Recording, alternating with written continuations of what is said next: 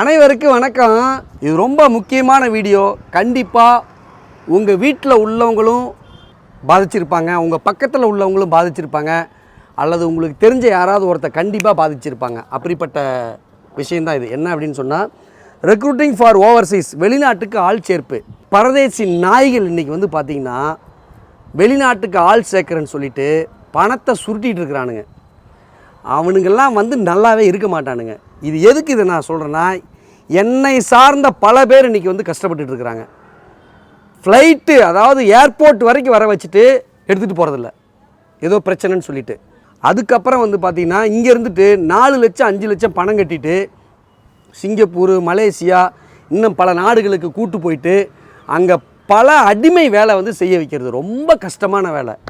கண்ணீர் விட்டு என்னை சார்ந்த ஒரு தம்பி வந்து சொல்கிறாப்படி. நானும் சில உதவி பண்ணியிருந்தேன். அவர் வந்து பார்த்திங்கன்னா 4.5 லட்சம் கட்டி சிங்கப்பூர் போகிறாரு.